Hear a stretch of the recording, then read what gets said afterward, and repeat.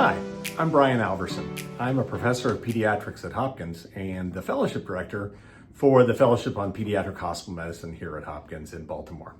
It's so awesome that you guys are checking out our website and just want to talk a little bit about the program for you. Our mission is to graduate fellows who are outstanding in clinical pediatrics in the inpatient setting, who have all the skills necessary to take on any position anywhere in the country. Furthermore, our goal is to create people who are fantastic educators and who can do research and quality improvement like the back of their hand. People who are very familiar with all these things, so then when they leave this program, they can find a job pretty much anywhere.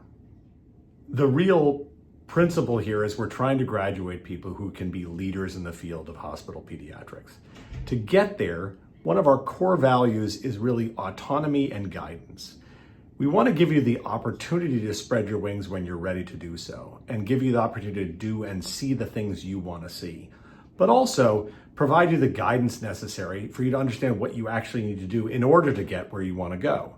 So, and also be aware of what kinds of jobs are out there and what you need to do. So it's a really comprehensive thing where we're trying to prepare you for a career in the field and also give you all the skill sets necessary to be an awesome leader in the field and a real impactful person throughout your career.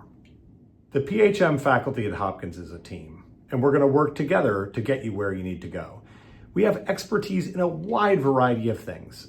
We have researchers who conducted prospective randomized controlled trials. We have quality improvement people who are black belts in Six Sigma and can provide you all the expertise you'll need to be an outstanding QI person. We have people who've done legislative advocacy, who've testified at the National House and Senate. We have people who have worked at the state level to get real foundational legislation through. We have people who have invented and patented devices and marketed them, created companies. We have all kinds of expertise. So we can bring this with us to train you in whatever you need to do. Additionally, what sets us apart is among the faculty are some real leaders. We have a previous chair of the section on hospital medicine, a first author on national guideline, one of the leaders of the VIP network is here. So you're going to have opportunity to work together with national leaders to really figure out where the field is going and how you can best be prepared, but also to give you the skills to become a national leader in the field. And those connections are super important in terms of building your career. Regarding the curriculum, I hope you'll look through the website and see what's out there and what our curriculum looks like, but it boils down to essentially a third. So a third of your time you'll be on service on the hospitalist service, and that'll be both at our community site and in our main hospital. A third of the time you'll be doing research or QI, working towards your ultimate production of a paper which you've either submitted or has been published in the field. And that's one of the graduation requirements. And then a third of the time is really up to you. And you can use that time to continue to work on your research or QI. You can use that time to do extra rotations in clinical stuff. You can learn POCUS. You can go abroad. You can pretty much do anything that fits within vaguely the field of hospital medicine. And I promise to be very sort of liberal about that as you think about your career, because I want to have as much flexibility to help you go where you need to go. One of the key things during fellowship is to create lifelong relationships. And that occurs at national meetings where you'll bump into other fellows and other young faculty who are trying to do projects. And we're going to hope that you start to work with them and bridge that gap. So you have a resource, other people in the field that you can talk to about projects that you can partner with at other institutions. Also, mentorship's hugely important. So I promise you, if you come here, you're going to be stuck with me for the rest of your life, emailing you and seeing how things are going. But really, all of us here are going to be really invested in your lifelong experience. You're creating a cohort of colleagues that you can go forward with in all of your endeavors.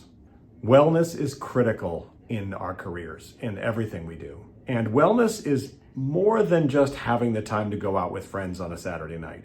Wellness is also about enjoying your job. And a lot of your time with us is going to be spent on thinking about what makes you happy and how you can make sure that your career involves happiness. Let me give you an example. Right now, you might be thinking to yourself, I don't really like research. And when you think about your research, it was an experience, let's say in college, where you were just pipetting and didn't really understand why you were doing it, doing some sort of rote work in a laboratory. That's not what research is about, and that's certainly not what research in PHM is about.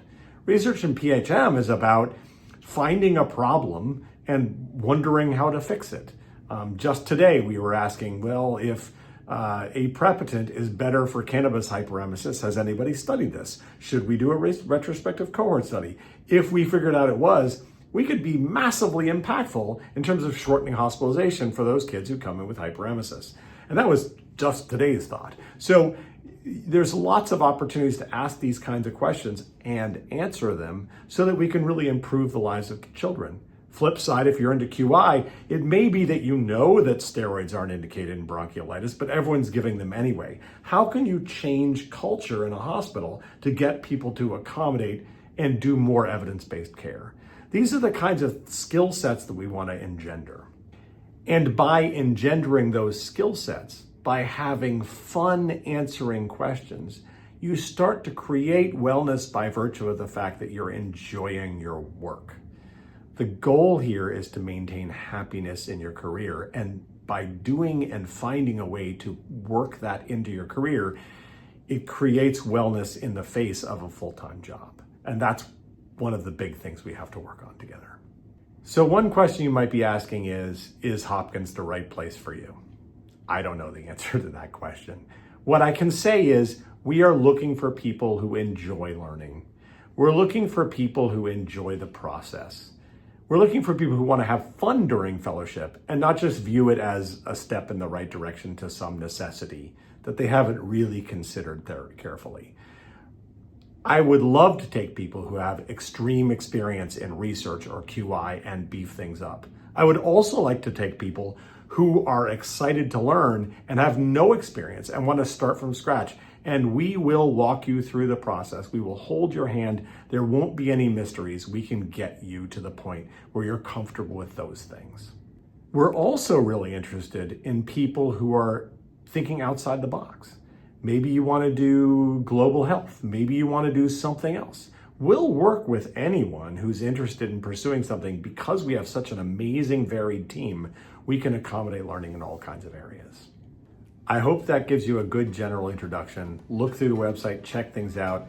Please do not hesitate to contact us if you have any questions or concerns about the program, and hopefully we'll see you on the interview trail. Good luck in your journey.